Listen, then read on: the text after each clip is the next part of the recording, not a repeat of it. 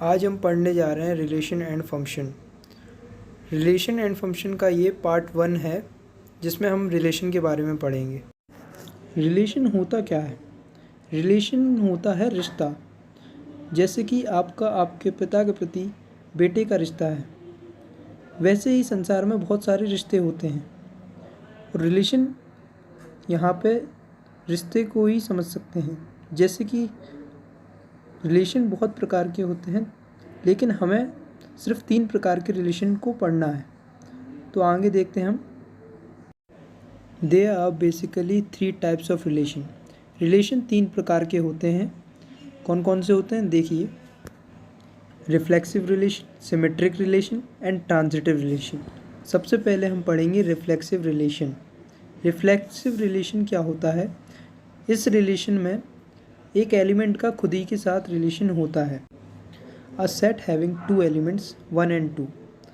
एक सेट है जिसमें 2 एलिमेंट्स दिए हैं 1 और 2। तो इसमें रिलेशन क्या बनेगा? जैसे कि आप जानते हैं रिफ्लेक्सिव रिलेशन में x रिलेट x होता है, जैसे कि खुद का रिलेशन खुद के साथ होता है। तो वैसे ही इसमें 1 और का रिलेशन 1 के साथ और 2 का रिलेशन 2 के साथ ही बनेगा। इसी रिलेशन को रिफ्लेक्सिव रिलेशन कहते हैं। Second relation is symmetric relation. Symmetric relation क्या होता है?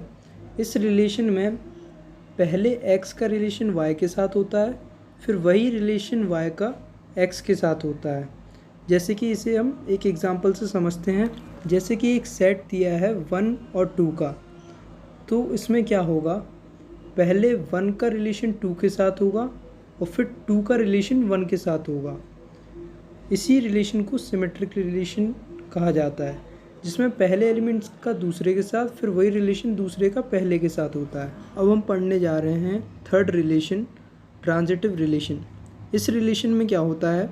इसमें सबसे पहले x का रिलेशन y के साथ होता है, फिर y का रिलेशन z के साथ और लास्ट में x का रिलेशन z के साथ होता है। अब इसी रिलेशन को हम एक एग्जांपल से समझेंगे। जैसे कि हमें एक सेट गिवन है, अ सेट हैविंग 3 एलिमेंट्स 1, 2, 3। तो इस सेट के थ्रू हम इस रिलेशन को समझेंगे।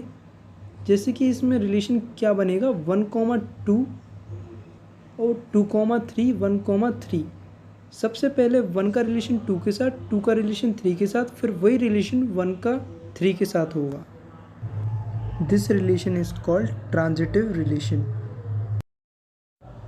हमारी मेन रिलेशंस तीनों टाइप ख़त्म हो चुकी हैं और अब हम पढ़ने जा रहे हैं equivalence relation. The relation which satisfy all the above 3 relation is called equivalence relation. मतलब अगर इन तीनों रिलेशन की जो कंडीशंस हैं वो सेटिस्फाई होती हैं तो वो रिलेशन इक्विवेलेंस रिलेशन कहलाएगा।